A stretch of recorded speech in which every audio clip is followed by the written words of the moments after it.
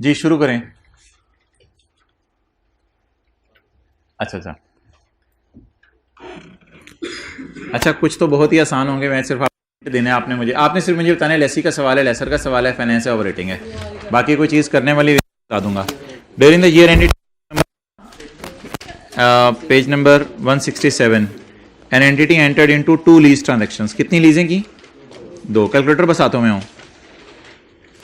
साल के पहले दिन एंटिटी ने 9 लाख रुपया पे किया है। डाउन पेमेंट होगी ना कोई? नहीं। Being the first of 5 equal annual rentals, 5 में से पहला रेंटल पे किया, तो the lease has an implicit rate of 10% and the present value of lease payment on यकम अक्टूबर वाज 3752879। बस कोई भी नहीं यार, 5 साल है, एडवांस का किराया है, उसने खुद निकाल के दे दिया है। यकम अक्टूबर 13 को लीज शुरू हो रही है, 30 सितंबर 14 को ख़त्म हो रही है। ऑन यकम जनवरी 14 ये पहली लीज है, ये दूसरी। The entity made a payment of 1,80,000 for a 1 year lease of an item of equipment. ये बन जाएगी शॉर्ट टर्म लीज, क्योंकि 1 साल या उससे ज़्यादा की लीज को, 1 साल या उससे कम की लीज को क्या कहते हैं? Short term lease. What amount would be charge two entities P&L in respect of the above transactions. तो इससे ये पता नहीं चला था सवाल लेसी का या लेसर का है। तो मोहतरम एक सवाल के अंदर लिखा हुआ है being the first 5 rentals made a payment, made a payment. यहां से बड़ा वाजे हो रहा है कि सवाल किसका है? लेसी का है। तो अब कुछ भी नहीं करना आपने। मैं बताता हूं, ये पीवी सवाल में दी हुई है, सोल्यूशन मैंने निकाला है, पीवी दी हुई है, पहला रेंटल वगैरह दिया हुआ है, इंटरेस्ट निकाल लेंगे। P&L में क्या चला जाएगा? इंटरेस्ट। डेप्रिसिएशन 5 से डिवाइड करके चली जाएगी। इसका मुझे एक्सपेंस निकाल के दें 0.2 का।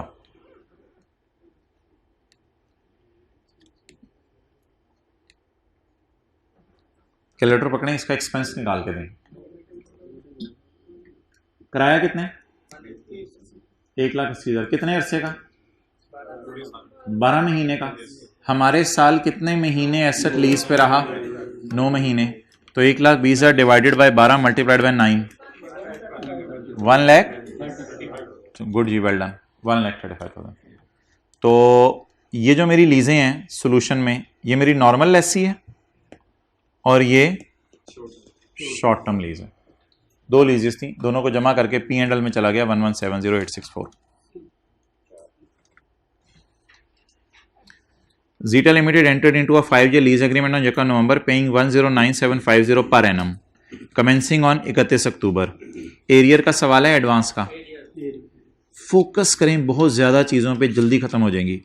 The PV of lease payments was 450 and interest rate was 7%। Done. Arrear का सवाल है, पीवी उसने गिवन की हुई है, तो देख लें, ये मैंने टेबल बनाया है 450। एरियर की 2 किस्तें डाल दी हैं मैंने एहतियातन। ये प्रिंसिपल, इंटरेस्ट, बैलेंस। सवाल की रिक्वायरमेंट, नॉन करंट लाइबिलिटीज में 31 अक्टूबर 13 को कितना जाएगा? करंट में नहीं, नॉन करंट लाइबिलिटीज में। हमारे साल की पेमेंट के नीचे लाइन लगा दो। तो ईयर एंड हमारा है ही, अल्लाह का शुक्र, 31 अक्टूबर। 31 अक्टूबर ईयर एंड है। हमारे साल की पेमेंट के नीचे ये करंट में चला जाएगा, ये सवाल ने पूछा नहीं, ये नॉन करंट में चला जाएगा। कोई जानदार सवाल नहीं, आगे चलें। बेजान सा सवाल है, कर दें, इकट्ठे पढ़ लेते हैं। IFRS 16 परमिट करता है कुछ एसेट्स को जो एग्जेम्प्ट हैं, यानी उनको राइट ऑफ यूज आप रिकॉर्ड ना भी करें तो खैर है। तो लेसी का सवाल है ना। फिर ये कौन सी चीजें ऐसी हैं नीचे वाली जिनको बिल्कुल ही आप फारिग कर दें, उनको राइट ऑफ यूज बेशक शो ना करें, खाली खर्चे में डाल दें? कौन कौन सी को डालना है? शॉर्ट टर्म लीज को और लो वैल्यू एसेट को। अच्छा, इसको तो नहीं डाल सकते, ये तो मोटर व्हीकल है। आगे मैं डेटा पढ़ लूं, हो सकता है शॉर्ट टर्म लीज हो, लेकिन लीज कितने अरसे की है? 24 महीने। क्या शॉर्ट टर्म? 24 महीने को छोड़ें, मोटर व्हीकल क्या लो वैल्यू? नो। तो ना शॉर्ट टर्म लीज ना लो वैल्यू, तो ये नॉर्मल लीज है। हमने बतानी है दूसरी वाली, शॉर्ट टर्म या लो वैल्यू, नॉर्मल वाली नहीं बतानी, इसको टिक नहीं करना। एसेट का नाम उम्र, ना शॉर्ट टर्म ना लो वैल्यू। मोटर व्हीकल 24 महीने, ना लो वैल्यू ना short term. Motor vehicle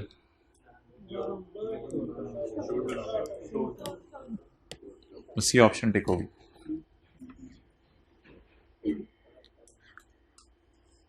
on जकम January Rita acquires a new machine with an estimated, वो रीटा नहीं होता था आपसे क्रिकेट खेलता था, Rita acquired a new machine with an estimated life of 6 years। ये यूजफुल लाइफ है लीज टर्म है? अभी तो ये भी नहीं पता कि हमें सवाल लेसी का या लेसा का, लेसी का ही होगा। Acquires a new machine, an initial payment of 1376000 will be payable immediately, ये डाउन पेमेंट हो गई। And 5 further annual payments of 2 million will be due commencing on यकम जनवरी 13। ये वाइड ऐसा सवाल है कि डाउन पेमेंट भी और साथ ही रेंटल भी एडवांस में है। The interest rate implicit in the lease is the PV of the lease payments excluding initial payment is इतने, लेकिन हम तो पीवी डाउन पेमेंट डाल के निकालते हैं ना, तो फिर ऐसा करें इस फिगर में जरा डाउन पेमेंट ऐड करें, 8624 प्लस 1376 10,000। तो आप बता दें जी पीवी क्या आ गई 10 million। ये जो पहली किस्त है, क्या ये किस्त सिर्फ डाउन पेमेंट होगी या पहला रेंटल भी होगा इसमें? तो ये टोटल किस्त बन गई 3376,000। और फिर आगे वो अलग अलग करते रहें। सवाल की रिक्वायरमेंट क्या है? इंटरेस्ट में कितना जाना है, नॉन करंट लाइबिलिटीज में कितना जाना है और करंट लाइबिलिटीज में कितना जाना है। करंट लाइबिलिटीज में उसने जो ऑप्शंस दिए ना एमसीक्यूज में, वो इंटरेस्ट पेबल डाल के दिए हैं, क्योंकि करंट लाइबिलिटीज में आपको पता है 2 चीजें जाती हैं, करंट पोर्शन भी जाता है और इंटरेस्ट पेबल भी जाता है। तो छोड़े पर ऐसे तो आगे चलें। ऑन यकम अप्रैल 17 जहां से गेम ऑन होनी शुरू होगी वो मैं आपको बता दूंगा। ऑन यकम अप्रैल 17 pink limited entered into a 5-year lease agreement. Pink limited ने 5 year का लीज एग्रीमेंट किया for a machine with an estimated life of 7 years। Lease term बताएं। 5 years lease term, 5 years useful life. Which of the following condition would require the machine to be depreciated over 7 years? कहते हैं कब मैं 7 सालों पे depreciate करूं? तसल्ली से पढ़ लें।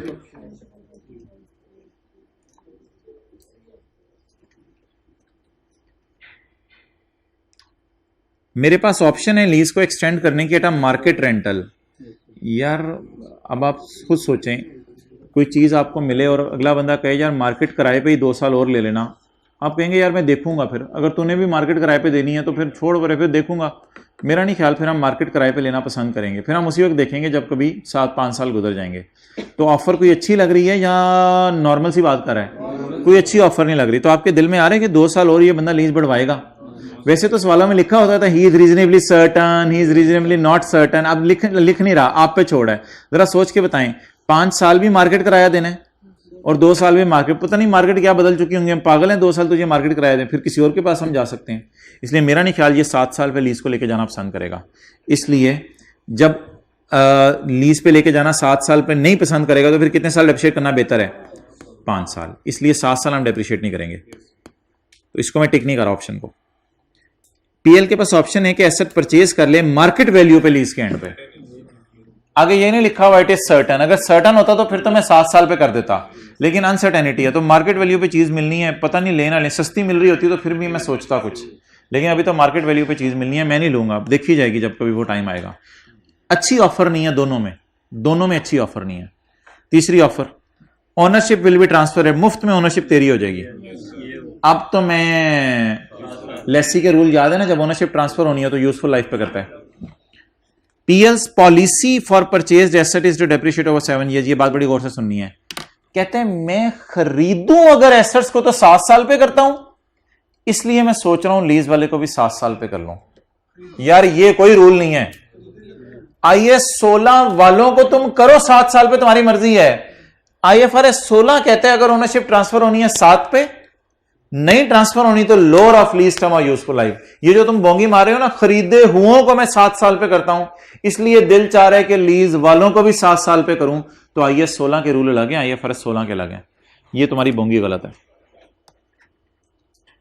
ये MC IAS 8 के बाद होगा। IAS 8 आपने FR1 में पढ़ा हुआ है, ये फिर कभी देखेंगे। पॉइंट 7, मुल्तान लिमिटेड ने एक प्लांट एक्वायर किया है 5 साल की लीज पे। The agreement had an implicit rate of and rental कितने हैं 6 मिलियन के, paid on 30 September each year. The present value जितने, what would be the current liability. और यार छोड़े करें, लेसी का सवाल है सादा सा, करंट लाइबिलिटी में कितना जाना है। विच of the following would not be included with in initial cost of right of use. Page number बताएं पहले, initial cost of right of use वाला ढूंढे। Initial cost of right of use वाला page number ढूंढे।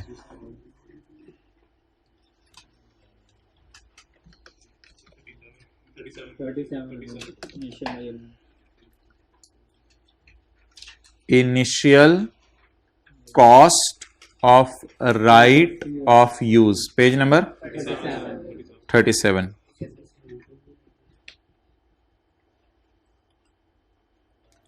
Revise कर लेते हैं क्या क्या आता है। एक initial measurement of lease liability आती है। Initial measurement of lease liability का क्या मतलब है, दो पीवी लेके। दूसरा क्या आता है, मैंने कहा लीज शुरू होने से पहले भी कई दफा आपको ही पैसे पुसे लेसर को दे देते हैं, वो भी आते हैं। और क्या आता है, IDC। और फ्यूचर में जो प्लांट डिसमेंटल होने हैं उसकी चीज आती है। एक चीज मैंने बताई थी जो यहां नहीं लिखी हुई, इंस्टॉलेशन, क्योंकि वो बेसिक सा कॉन्सेप्ट है, वो भी एसेट की कॉस्ट में आता है। तो ये सवाल उसने पूछा था, cost of right of use में क्या क्या आता है। हाँ जी बताएं जी, इंस्टॉलेशन आती है, वो पूछ रहे हैं नॉट इंक्लूडेड बताने हैं। इंस्टॉलेशन आती है, टिक ना करें। Estimated cost of dismantling the asset, ये वाली एस्टिमेटेड कॉस्ट ऑफ डिसमेंटलिंग आती है, वो नॉट वाले पूछ रहे हैं। Payment made to lessor before commencement of lease, payment made to lessor before commencement of lease आती है। Total rental under the lease, ये आपको समझना पड़ेगा। 3000 की 4 किस्तें हैं, कितना बन गया 12,000। मेरे ख्याल से पीवी निकालूं, फर्ज करें 11,000 आए, 10,800 आए, जो भी आए 12,000 से कम आएगी। ओ भाईजान, टोटल रेंटल डाले जाते हैं ROU में या पीवी डाली जाती है ROU में? पागल क्या कह रहे हैं, टोटल रेंटल डाल दो। हो दीवाना हो गया, तो LP डलवा रहा है हमारे से। LP जानी है ROU में, पीवी जानी है ROU में, तो ये LP को डलवा रहा है ROU में। चाचू LP नहीं जाती ROU में, बल्कि क्या जाती है, पीवी जाती है।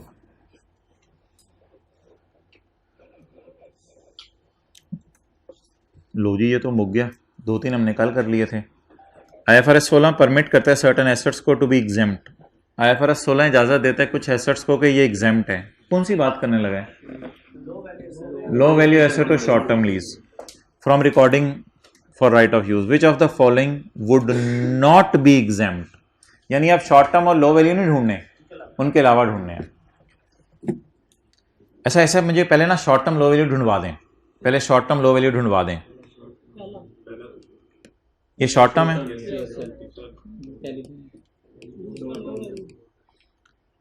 टेलीफोन लो वैल्यू है, शॉर्ट टर्म नहीं है, टेलीफोन लो वैल्यू है।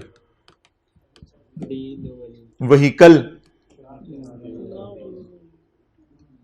ना, व्हीकल लो वैल्यू है ना शॉर्ट टर्म है। और मैंने कहा था व्हीकल की ओरिजिनल कॉस्ट आपने देखनी होती है, करंट मार्केट वैल्यू नहीं देखनी होती। लेकिन व्हीकल वैसे भी मैंने कह दिया था किसी भी सूरत में आपने लो वैल्यू में नहीं डालना, तो इसको मैं ना लो वैल्यू है ना शॉर्ट टर्म है। फर्नीचर क्या है, लो वैल्यू। अब ऑप्शन जो टिक करने वाली बच गई ना, वो सी है, क्योंकि सवाल की रिक्वायरमेंट थी नॉट। ये भी बेजान सा सवाल लग रहा है। Noor limited leases a car, छोड़ें परे, लीज लाइबिलिटी में नॉन करंट लाइबिलिटीज में बताने क्या आना है बैलेंस शीट में। Which two of the following are disclosures of lessor, कौन से लेसर के डिस्क्लोजर हैं। अच्छा ये मज़े की बात हूँ, अभी लेसी लेसर के डिस्क्लोजर खोले बगैर आप मुझे बता दें, आप इंशाल्लाह पहुँच जाएंगे। लेसी लेसर के डिस्क्लोजर खोले बगैर बता दें कौन से 2 लेसर के डिस्क्लोजर हैं।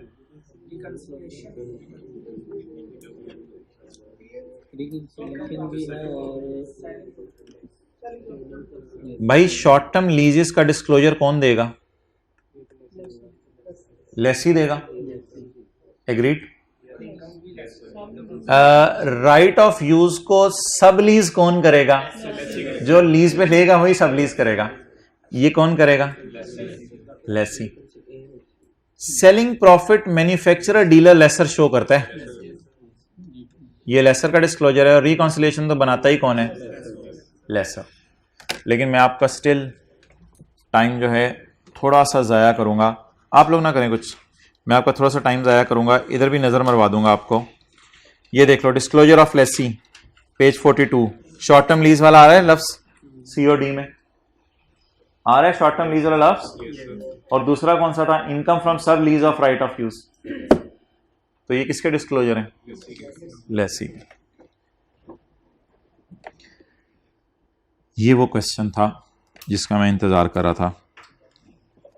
जलाल leasing limited gave a plant under finance lease. Lessor के सवाल शुरू हो गए हैं। Jalal limited gave a plant under finance lease on 1 January 11। तो लीज पता चलाने की जरूरत है, फाइनेंस से जो ऑपरेटिंग है जो बता दिया टू आ कस्टमर। छोड़ो यार सब कुछ, फाइनेंस लीज अगर लेसर की है तो मैंने आपको कहा हुआ है कि खुदा के लिए नज़र मार जाया करें पेज 64 पे, ऐसे ही, वरना दिमाग की दही बनती रहती है, चीज़ें भी भूली होती हैं। तो लेसर फाइनेंस ली आईडीसी तो मुझे पता है सबकी भूली होती है, पता नहीं आईडीसी का क्या करना है, तो वो भी ज़रा नज़र मार लेते हैं। Asset debit cash credit, lease receivable book होगा एनआई पे, एसेट क्रेडिट होगा फेयर वैल्यू से, आईडीसी लॉयर को पे करेंगे और किराया आने की एंट्री होगी। Jalal gave a plant under finance lease on 1 January to a customer, lease term is 4 years, the fair value of the asset is 11,000। मेरे तो मजे हैं, मैं यही एंट्री कर देता हूं। The fair value of the asset is 11,000 and JL incurred IDC of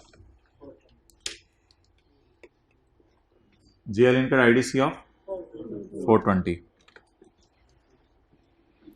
the interest rate impress in the lease is rentals of 4,000 receivable on 31 December each year. मैं जरा नजर मालूम वर्किंग क्या होती है? जीआई और एनआई।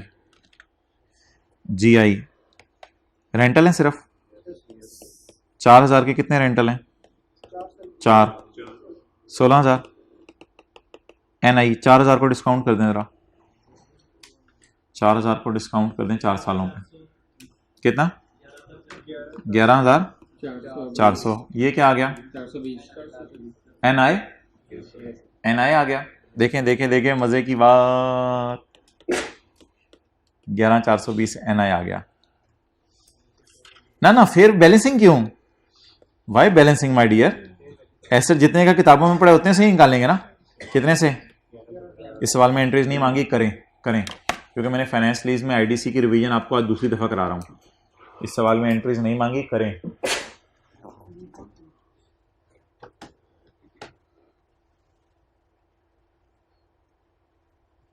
समरीज बहुत important है।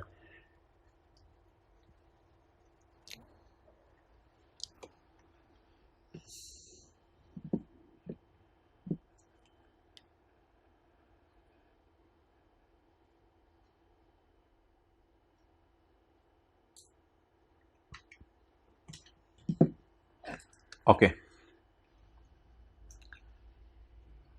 अनलकीली सवाल की रिक्वायरमेंट कुछ और है, रीजनल एंट्रीज नहीं है। What is the amount of NI? O NI under current asset at 31 December 12। भाईजान आज आपको बताने लगा हूं, एनआई का मतलब हुआ करेगा लीज रिसीवेबल। रिक्वायरमेंट में कभी कहे ना एनआई बताओ तो परेशान नहीं हो जाना, सर एनआई तो बैलेंस शीट में जाती नहीं, NI क्या होती है? Lease receivable. तो क्या पूछ रहे हैं आप मुझे बताएं?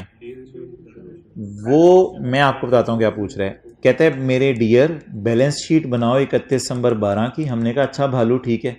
कहते हैं 31/12/12 की बैलेंस शीट बनाओ, उसमें मुझे बता दो करंट एसेट में लीज रिसीवेबल कितना जाना है, जिसको कह मैं NI रहा हूं लेकिन कहते हैं लीज रिसीवेबल है। तो वो मैं शेड्यूल वगैरह में देख लेता हूँ, सोल्यूशन में बना होगा। कौन सा सवाल है? 12। तो किस साल का पूछा है बैलेंस शीट उसने? 31/12/12। 31/12/12 की पेमेंट के नीचे ये करंट में और ये, तो करंट में कितना? 3025। 3025 ये ऑप्शन हम टिक करें।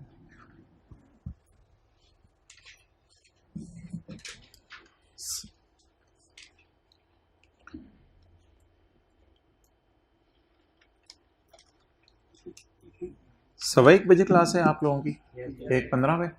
अब्दुल्ला जाएं, जैसे ही शुरू होना तो बता दीजिएगा, ये फिर उधर चले जाएंगे लोग। अच्छा आगे चलें। 13। अच्छा जो लोग अब लॉ की क्लास पढ़ने जा रहे हैं, अगले MCQ ज़रा इंपॉर्टेंट हैं, अच्छे हैं इस MCQ की तरह, तो प्लीज़ अटेंड कर लीजिएगा यूट्यूब पे डिस्कशन। अ कंपनी ने लीज किया है computer server with a legal title of asset passing after 4 years। आपकी भी लॉ की क्लास है। A company leases a computer server with a legal title of asset passing after 4 years. The company usually depreciate computer over 6 years. Company ने lease किया है computer server जिसका legal title मुझे पास हो जाना है कितने साल बाद? 4 साल बाद। आमतौर पे मैं इसको डेप्रिशिएट करता हूं 6 साल। असल में क्योंकि लीगल टाइटल 4 साल बाद मुझे मिल जाएगा ना, तो बकाया 2 साल मैं उसे इस्तेमाल करूंगा। कंपनी ने मशीन लीज पे लिया 14 साल के लिए, लेकिन लेसर ने कहा तुम्हें लीगल टाइटल पास नहीं होगा 14 साल के एंड पे। आमतौर पे ये कंपनी 20 साल डेप्रिशिएट करती है। अब आप रिक्वायरमेंट्स को फारिग करें, मुझे बताएं कहाँ ओनरशिप ट्रांसफ़र होनी है और कहाँ ओनरशिप ट्रांसफ़र नहीं होनी। सर्वर की हो जानी है और बशीर की नहीं, ये वो वाला सर्वर नहीं है, मशीन की नहीं होनी। तो जिसकी ओनरशिप ट्रांसफर होनी है उसको कितने साल पे करें? लीज टर्म पे, यूजफुल लाइफ पे या सिर्फ यूजफुल लाइफ पे? और जिसकी नहीं होनी लीज टर्म पे, यूजफुल लाइफ पे या दोनों में से शॉर्टर पे? शॉर्टर पे। शॉर्टर पे, शॉर्टर ऑफ यूजफुल लाइफ और लीज टर्म। तो इसकी यूजफुल लाइफ कितनी है? 6। इसका 14 और 20 में से शॉर्टर क्या है? 6 और 14। 6 और 14 कहां आ रहा है? Option C. ये कॉन्सेप्ट का नाम बताएं क्या था? लेसी की बुक्स में डेप्रिसिएशन। अगर ये कॉन्सेप्ट किसी को भूला हुआ है तो हमारे पास क्या मौजूद है? समरीज। समरीज में क्या लिखा हुआ है? If ownership will transfer, if ownership will. बड़े इंपॉर्टेंट सफ़े हैं यार ये जो पेज नंबर 64 है। ईद इनके साथ गुजर जाए तो मज़ा ही आ जाए।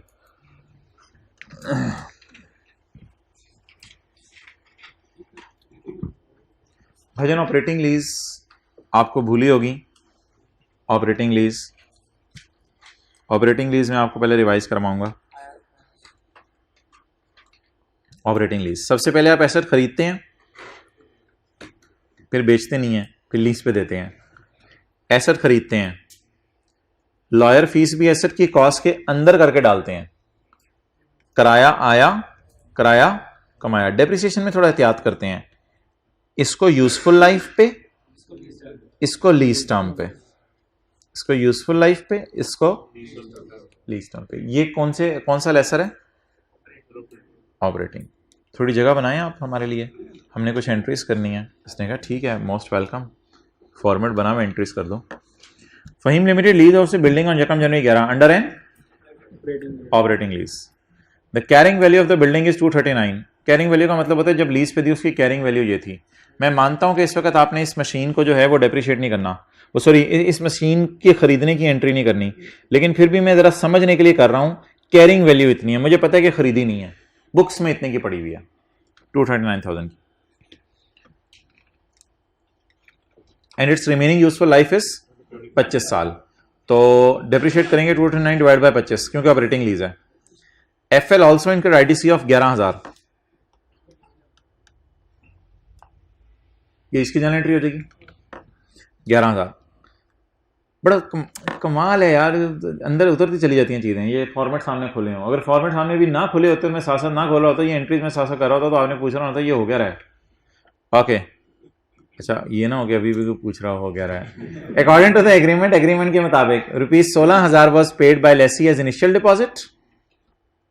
ओहो, डाउन पेमेंट आ गई आज ऑपरेटिंग लीज में भी, and further rental of 10,000 per annum. Rental कितने हैं जी? 10,000, down payment 16,000, further rental of 10,000 per annum. ये फुल स्टॉप गलती से लगा हुआ है, ये किताब से रिमूव करवा देंगे दानिश, ये गलती से लगा हुआ है।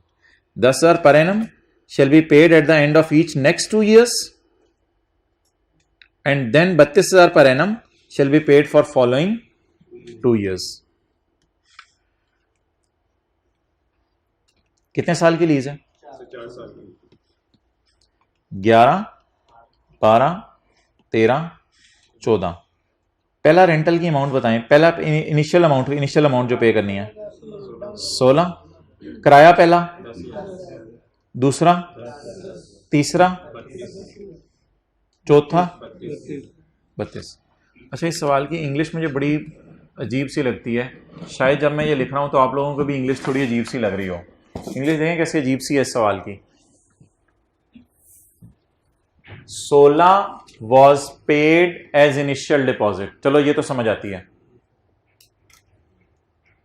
16 was paid as initial deposit and further rental of 10 shall be paid at the end of।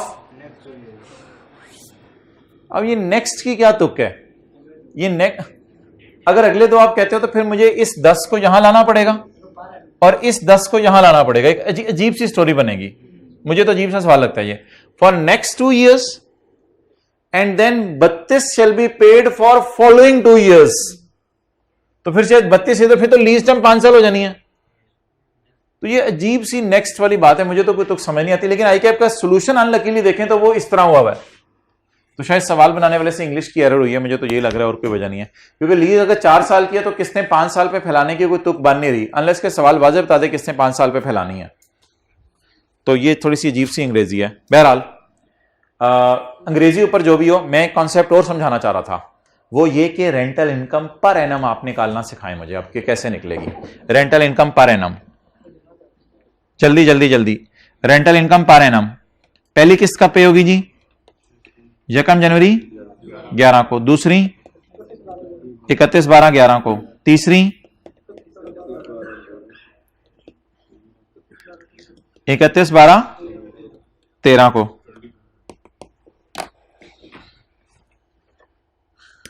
इकतीस 12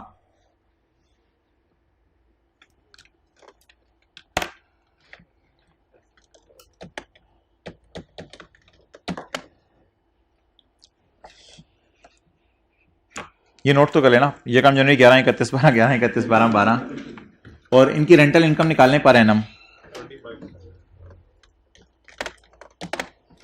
रेंटल इनकम जो आप निकालते हैं पर एनम, मुझे ये बताएं कि उसमें मैंने आपको क्या कहा हुआ है, नंबर ऑफ पेमेंट से डिवाइड करें या नंबर ऑफ पीरियड से? नंबर ऑफ पीरियड से। क्या देसी तरीका क्या होता है? शट डाउन कर दें, शट डाउन, बी सॉफ्ट, नरम शख्स बने।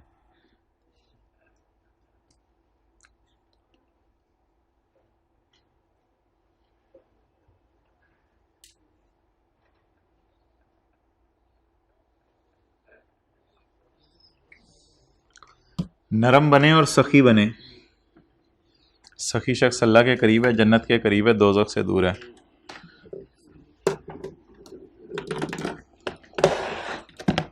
हाँ जी, 31 12 13 कितना, और 31 12 14 कितना। अब ब्लंडर पता है क्या होगा कि आप इसे डिवाइड करते हैं 5 से। 5 से डिवाइड नहीं करना होता, नंबर ऑफ पीरियड से डिवाइड करना होता है। कितने सालों में इनकम बुक करनी है, 5 किस्तें तो हैं लेकिन इनकम 4 सालों में बुक करनी है। तो 100 को डिवाइड करें 4 पीरियड से, तो इनकम कितनी बनी, 25 की इनकम बनी। वहां तक कवर हो रहे हैं? अच्छा अब आया कमाया करवा दें मुझे। आया 16, आया 10, कमाया 25। अब साइंस देखिएगा, हम खोलेंगे फॉर्मेट, फॉर्मेट में जाके आया कमाया, आया कितना 10, किस दिन, तरतीब से चलाओ ना फिर, किस दिन आया, 1 जनवरी, और आईडीसी भी कब पे की, 1 जनवरी 11 को। यहां पे जगह नहीं है मेरे लिए तो मैं एक और आया की एंट्री करना चाह रहा हूं। मेरा दिल चाह रहा है मैं आया की एंट्री डेट डाल के करूं, आया की एंट्री तो होती है डेट डाल के है। एक और आया 10 आया, कमाया कितना 25। अच्छा अब ये तो नहीं क्लास के बता पाएंगे कहेंगे ओहो ये फॉर्मेट में आपने नई चीज डलवा दी, तो आया आया कमाया, ठीक है, तो साल में 2 दफा आ गया, कोई मसला नहीं। और डेप्रिसिएशन अब निकाल दें आप, कॉस्ट पकड़ें 239 को यूजफुल लाइफ पे 25 और आईडीसी 11, इसको लीज टर्म पे, लीज टर्म कितने साल है 4 इयर्स। जवाब 12.31।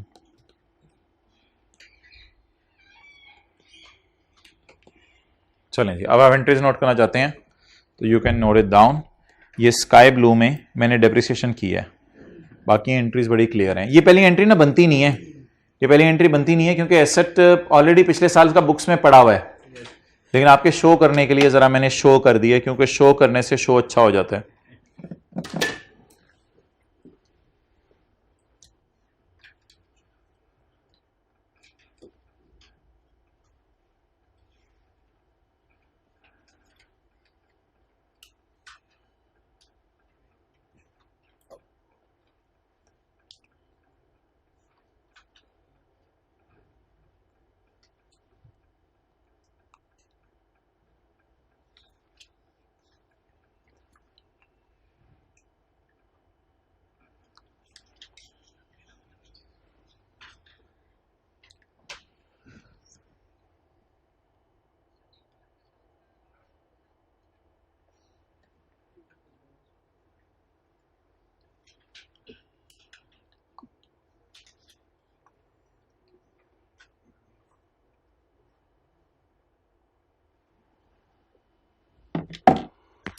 चलें जी,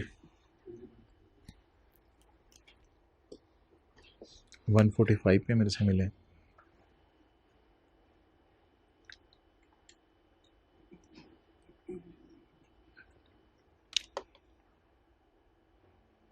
सवाल की रिक्वायरमेंट क्या है, रेंटल इनकम बतानी है। अच्छा यार अब ना एक आदत आप में डेवलप करना चाह रहा हूं मैं, अगर वो आदत डेवलप हो जाए, जितनी आपकी फॉर्मेट्स पे और चीज़ों पे ग्रिप होगी ना, आप ऐसा करो ना, आप 1:30 बजे नमाज़ पढ़ो, मैं आपको 1:40 पे दे देता हूँ। हाफिज़ उमर ने भेजा ना आपको, मुझे याद नहीं रहा। अच्छा तो हम फिर 2 बजे पढ़ लेंगे। अच्छा अब सवाल ये राइज हो रहा है कि हाँ मैं ये कह रहा था एक चीज़ की आदत डालें, आपको पता होना चाहिए पूछा क्या है और करना क्या है। अब सवाल में ना आपने ये भी इग्नोर करना है, ये 239 भी इग्नोर करना है। सवाल के अंदर आपने जो है एक्सेलेंट आईडीसी भी इग्नोर करनी है, और सवाल के अंदर आपने सिर्फ 16 और 10 और 32 को ये करना था और 25 निकाल लेना था। तो असल में जब एमसीक्यू आए ना तो दीवानावार सारी चीजें उठानी नहीं होती, बल्कि मस्तानावार कुछ चीजें सिर्फ ढूंढनी होती हैं काम वाली। तो इसलिए ये सारी चीजें इग्नोर करनी थी, सिर्फ इनको जमा करके 4 से डिवाइड करना था। तो सवाल की रिक्वायरमेंट थी रेंटल इनकम बताना, डेप्रिसिएशन की भी जरूरत नहीं थी, लाइफों की भी जरूरत नहीं थी, इन चीजों की भी जरूरत नहीं थी। गैलेक्सी लिमिटेड होमवर्क में दिया था, याद आ रहा है, पास पेपर का सवाल है ये, गैलेक्सी लिमिटेड होमवर्क में दिया था। इसमें इसने पूछा क्या हुआ है कि बैलेंस शीट में 30 जून 14 को कितना जाएगा, कराने की जरूरत नो नीड। चलें जी करें 16। Alpha limited लीजेस N asset with a useful life of, भाई उठ जाए ना वो जिसने क्लास में जाना है, सरास्ते वाली पूछने गया है वो, पता नहीं। Alpha limited lease an asset with an estimated life of 6, Abdullah से पूछ के आओ, क्लास शुरू हो गई है, जल्दी जल्दी। Alpha limited lease an asset with an useful life of 6 years for initial period of 5 years and an optional secondary period of 2 years। अच्छा ये क्या चीज है, यूजफुल लाइफ 6 साल है, पहली लीज 5 साल है, शुरू हो गई, अब शुरू हुई है, अभी जाने, जब जाने लगे तो इधर से आवाज मार देना रशीद को, जाने लगे हैं, ठीक है, उठ जाए भाई लॉ वाले, चल जा नहीं, चलें तशरीफ ले जाएं। अच्छा ये कैसे पॉसिबल है यार, कई दुनिया में लेसर बड़े अजीब से होते हैं, क्या कहते हैं, कहते हैं लीज है 6, एसेट की लाइफ है 6 साल, 6 साल, 5 साल के लिए अभी लीज पे ले ले, 2 के लिए और लीज पे लेनी। लेसी कहेगा मैं पागल हूं, लेसर कहते हैं मैंने यही इसी तरह एग्रीमेंट होते हैं, मेरी तो यही तरतीब है, तूने लेना ले, नहीं लेना ना ले। अजीब सी बात है, 2 साल के लिए एक्सटेंड करे। आगे देखें है क्या, the present value of the initial lease payment is 8। अच्छा ये 2 साल के लिए जो लीज पे लिया जाना है, ये किस पे लिया जाना है, मार्केट किराए पे दिया जाना है या ना होने के बराबर किराए पे। तो कहते हैं अगले सालों के लिए लीज पे ले ले, लेकिन मुझे किराया कितना दे दी, बोली ना होने के बराबर। अच्छा सवाल की रिक्वायरमेंट पढ़ लें आप,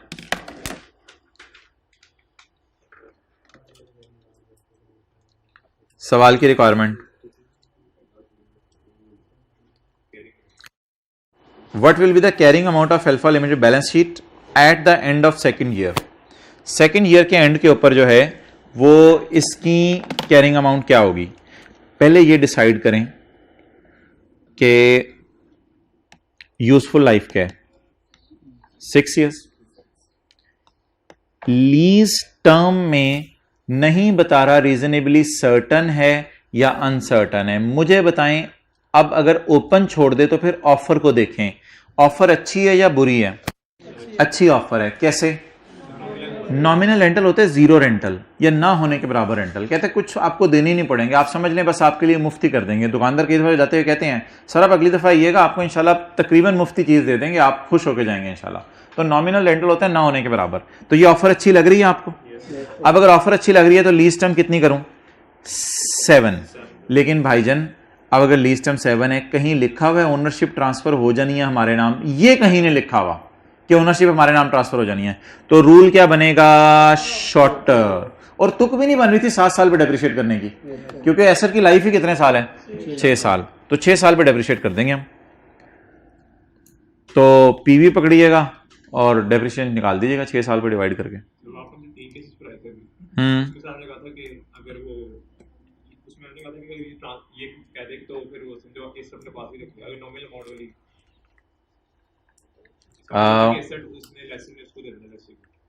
नहीं, वो किस, वो निकालो कौन सा वाला था, वो कौन सा वाला सवाल,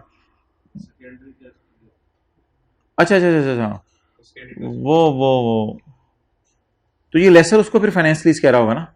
तो फाइनेंस लीज कहने का मतलब ये तो नहीं होता कि एसेट दे देगा, मतलब ये है कि किताबों से निकाल दो, इन द एंड वापस तो आ ही सकते हैं ना। वो समझाने के लिए बात कर रहा था कि फाइनेंस लीज में सारी जवानी वो यूज कर लेते हैं। अच्छा आप समझ आ गई मुझे बात। अच्छा जी छोड़ें, 0.16 हो गया, 17, 18, 19 खुद कर लीजिएगा। डीलर लेसर है, डीलर लेसर है, डीलर कैसे पता चला, DJ product deal in large office, it offer such machine on lease as well, तो फिर डीलर लेसर हो गया। इसमें इसकी कॉस्ट दी हुई है, फेयर वैल्यू मिसिंग है, लेकिन सवाल की रिक्वायरमेंट मेरे ख्याल से कोई ऐसी होगी एनआई निकालना, तो इसके लिए फेयर वैल्यू की जरूरत ही नहीं है, वो निकाल लीजिएगा एनआई इसकी। तो लिख लें फेयर वैल्यू मिसिंग है, बट नो प्रॉब्लम, सवाल में एंट्रीज करनी कोई नहीं, एंट्रीज करनी होती तो फेयर वैल्यू चाहिए होती। गोवा लीजिंग लिमिटेड कल किया था, परसों किया था, कल किया था, पिछली क्लास में किया था। सवाल की रिक्वायरमेंट क्या है इसकी? इंटरेस्ट इनकम पहले साल की निकालनी है, कल निकाली थी, पहले साल की निकालनी है, कल किया था ये सवाल। ये गलती मुक गई यार छेती। Which of the following should not be included cost? ICAP के पास पेपर शुरू हो गए हैं भाईजान, अब ये सारे पास पेपर के सवाल मैं आपको कराने लगा हूं। इससे पिछले सारे आईकेप की स्टडी टेस्ट के एमसीक्यू से आप पास पेपर शुरू हो गए हैं। विच of the following should not be included initial cost? अभी अभी करके आए हैं, लेकिन देखते हैं आईकेप ने कोई चीज बदली तो नहीं। पहले जरा मैं खोल के रख लूं कि इनिशियल कॉस्ट में क्या क्या चीजें जाती हैं, ताकि गलती का चांस ना हो, रिलैक्स होकर पढ़ें। कौन कौन सी चीजें कॉस्ट में जाती हैं? जाती हैं पूछे, नहीं जाती हैं पूछे? नहीं जाती हैं पूछे। Initial measurement of lease liability, ये तो जाती हैं, नहीं जाती हैं पूछे। PV of estimated dismantling cost, estimate PV पे ही जाता है, मैंने आपको बताया हुआ है, ये भी जाता है। Payment made to lessor before commencement of lease, payment made to lessor before commencement of lease, ये भी जाता है। ग्रॉस रेंटल, ग्रॉस का मतलब होता है एलपी टाइप चीज, तो ये तो नहीं जाते, बल्कि इनकी instead their PV go, their कौन सा आई वाला होता है, आर वाला होगा? इंस्टेड देयर पीवी गो, उनकी पीवी जाएगी, तो इसलिए ये ऑप्शन। ये बेजान सा सवाल है अगला, बैलेंस शीट में क्या जाना है? नेट इन्वेस्टमेंट क्या होता है? लीज रिसीवेबल, तो 30 जून की बैलेंस शीट में क्या जाना है, ये सवाल है, छोड़ने पर। कमाल होगी यार, कमाल होगी। 5 मिनट इसके लिए और 5 मिनट इसके लिए। क्वेश्चन नंबर 23, बहुत आसान सवाल है, बहुत आसान सवाल है।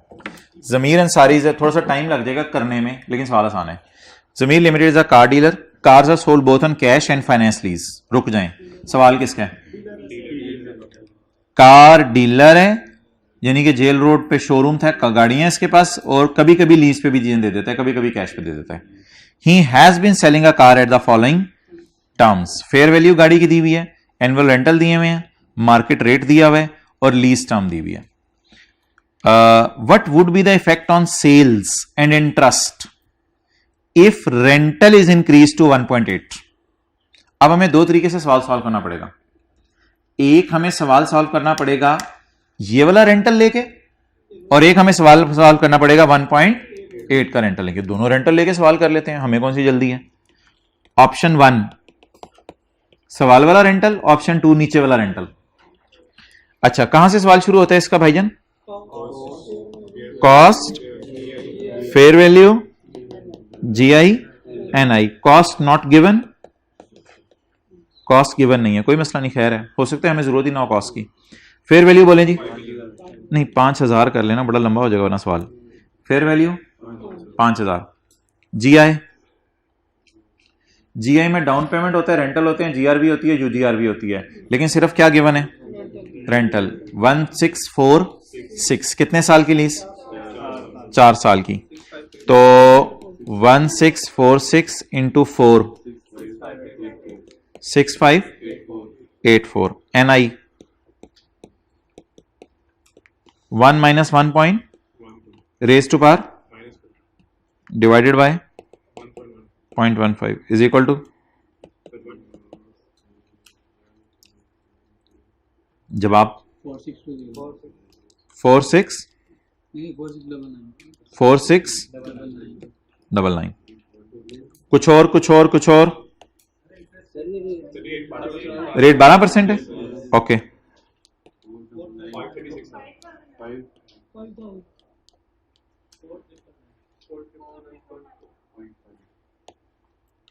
रेट 12%, 5000 या 4999 जो भी है। क्या क्या क्या लिखूं, क्या लिखूं यहां? Excellent. GI minus NI, that is interest, GI minus NI, इन दोनों का डिफरेंस। चलें, ऑप्शन 2 मुझे खुद ही कर दें, रेंटल चेंज करके। रेंटल चेंज करें। रेंटल कितने करने हैं आप? 1800।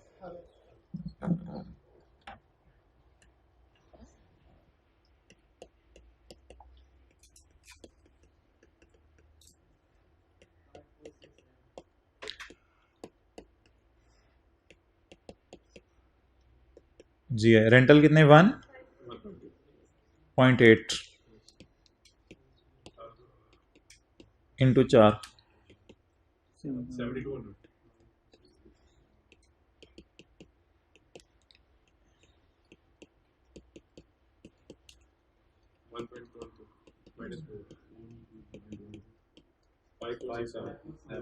5 4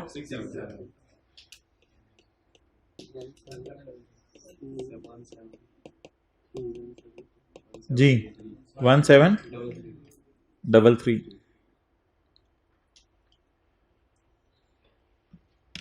सवाल की रिक्वायरमेंट पढ़ लें।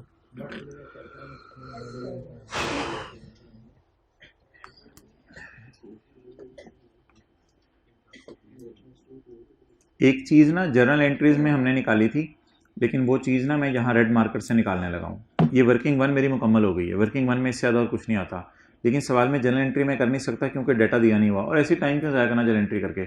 सवाल ने 2 चीज़ें पूछी हैं, इंटरेस्ट पे क्या असर पड़ेगा और सेल पे क्या असर पड़ेगा। यार सेल जो है ना मुझे निकलवाएं ज़रा हिम्मत करके। सेल लोअर करके निकालनी है। अच्छा चलें, मैं येलो हाईलाइटर पकड़ने लगा हूँ सिर्फ सेल के लिए। What is fair value? What is PV?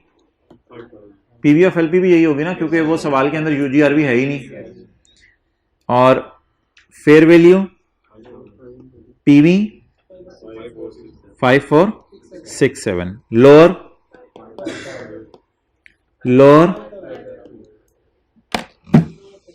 Clear. अब सवाल की रिक्वायरमेंट पढ़ते हैं। सवाल की रिक्वायरमेंट को ना मैं स्काई ब्लू से हाईलाइट करने लगा हूं। ये सवाल की रिक्वायरमेंट है।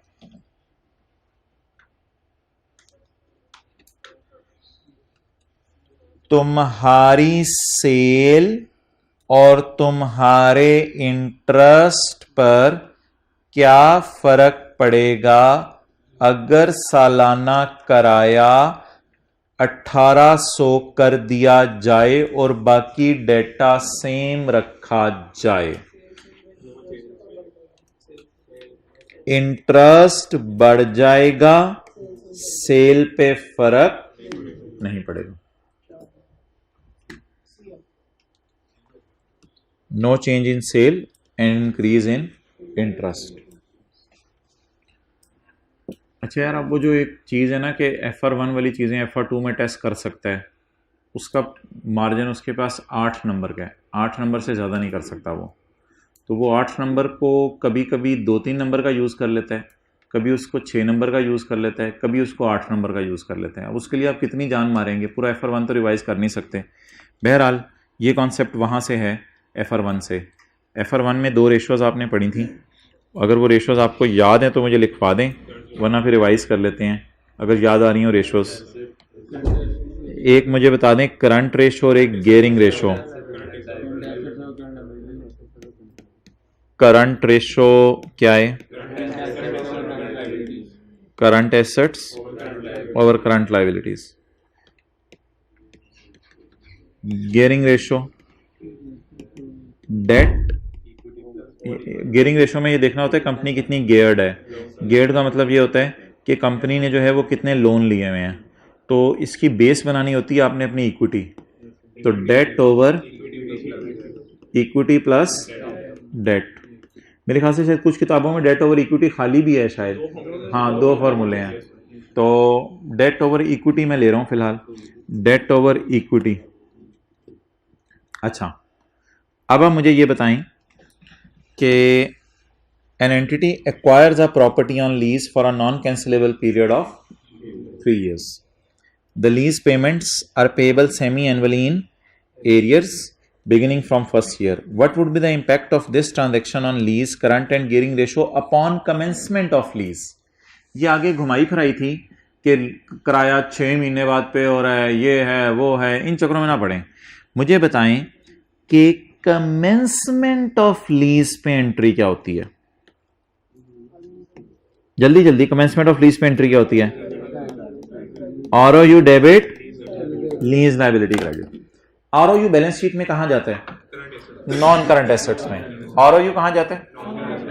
लीज लायबिलिटी थोड़ी सी करंट में, थोड़ी सी नॉन करंट में। अगर ये एंट्री मैं अपनी फाइनेंशियल स्टेटमेंट में फेंकूं, सिर्फ ये एंट्री क्यों फेंक रहे हैं? रेंटल वगैरह की, इंटरेस्ट वगैरह की भी एंट्री फेंके? नहीं भाई, उसने कमेंसमेंट ऑफ लीज का लफ्ज बोला है। अगर ये एंट्री मैं अपनी फाइनेंशियल स्टेटमेंट में फेंकूं तो मेरे नॉन करंट एसेट्स एकदम बढ़ जाएंगे। नॉन करंट एसेट्स शुक्र है इन इक्वेशंस में कहीं नहीं आ रहे, नॉन करंट एसेट इन इक्वेशंस में कहीं नहीं आ रहे। अगला सवाल, ये एंट्री करते ही मेरी लीज लायबिलिटी बढ़ जाएगी। मेरी लीज लायबिलिटी में करंट लायबिलिटीज में डालूंगा, करंट लायबिलिटीज बढ़ेंगी, करंट लायबिलिटीज बढ़ेंगी। तो नीचे वाली फिगर अगर बढ़े तो इस रेशो का जवाब ऊपर, वैसे बता दें, ऊपर वाली बढ़े तो ऑब्वियस सी बात है ना, न्यूमरेटर बढ़े तो ये बढ़ेगा, डिनोमिनेटर बढ़े तो ये कम होगा। तो अगर ये बढ़े तो ये बढ़ेगा, और अगर ये बढ़े, जैसे कि लीज लायबिलिटी करंट लायबिलिटीज में जानी है, तो अगर ये बढ़े तो ये, तो मेरी करंट रेशो क्या होगी? कम। अगली वाली बात मैं नहीं देख रहा, पता नहीं कोई और ऑप्शन टिक हो जाए। बिलहाल डिक्रीज इन करंट रेशो होगी, बस ये एग्जाम में आ गई बात। दूसरी बात, ये लायबिलिटी का नॉन करंट पोर्शन जाना है लोन में, लोन के साथ नॉन करंट लायबिलिटीज टाइप में, तो इससे क्या बढ़ेगा? डेट। डेट ऊपर वाली चीज है, न्यूमीरेटर, न्यूमीरेटर या डिनोमिनेटर? न्यूमी बढ़ने से, न्यूमी नहीं होता था हमारे साथ, न्यूमी बढ़ने से जूमी गेयरिंग रेशो बढ़ेगी, तो फिर इसका इंपैक्ट बढ़ने की साइड पे आएगा, तो इंक्रीज इन गेयरिंग रेशो, तो decrease in current ratio and increase in gearing ratio. दूसरा फॉर्मूला था, फिर भी यही होगा, दूसरा फॉर्मूला होगा, फिर भी यही होगा। मैं आपको करके दिखा देता हूं, दूसरा फॉर्मूला होगा, फिर भी यही होगा। देखो कैसे। अब आखिरी बात है, बात खत्म हो रही थी, भाई ने पूछ ली, चाहे ये फॉर्मूला लगाओ चाहे ये फॉर्मूला लगाओ, गेयरिंग रेशो बढ़नी है। करके तजर्बा देख लेते हैं, करके तजर्बा देख लेते हैं।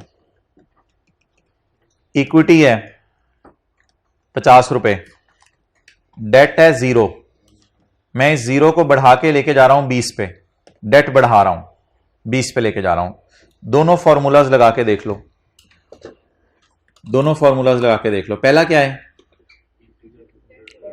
डेट ओवर, दूसरा क्या है? असल में ना बात जरा तफसील से करनी पड़ेगी फिर। फर्ज करो डेट 0 है, फर्ज करो डेट 0 है, दोनों फॉर्मूलाज लगाओ, 0 की बजाय 1 ले लो, वो अजीब सा जवाब आ जाएगा। डेट 1 है, तो पहला फॉर्मूला क्या है? 1/50, दूसरा 1/50 प्लस 1। फिगर अच्छी लो ना, ऐसे वो अजीब सा फिर बनेगा कुछ, ठीक है? परसेंटेज बताओ। 20%,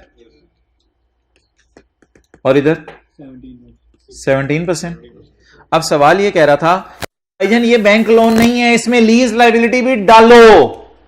सवाल ये कह रहा है इसमें लीज लायबिलिटी डालो। अच्छा जी, लीज लायबिलिटी डाल लेते हैं भाईजान। इक्विटी कितनी? 50, डेट पुराने वाले 10, लीज लायबिलिटी डाली, 20 रुपए की लीज लायबिलिटी थी, 30 हो गया ये, 10 में 20 रुपए की लीज लायबिलिटी डाल दी, LL लीज लायबिलिटी डाल दी। दोनों ही क्वेश्चन लगा के देख लो, इंशाल्लाह दोनों बढ़ेंगी। देख लो शायद 30/50 और 30/50 जमा 30 कितनी होगी? तो दोनों ही क्वेश्चन लगा के देख लो, जवाब तो बढ़ेगा ही ना, क्योंकि अगर आप ये नहीं होता कि दोनों जगह 30 लिख रहे हो तो बराबर कैंसिल इफेक्ट हो जाएगा। ये कोई ऐसी चीज नहीं है कि ये 30 से कट जाएगा, तो ये 30 डिवाइडेड बाय 80 असल में होना है। समझ आई बात की? तो इसलिए जो मर्जी क्वेश्चन आप ले लेते, आपकी परसेंटेज बढ़नी है। 17 नहीं आ रहा? ठीक है जी, क्लोज करें। ईद मुबारक, खैर होगा।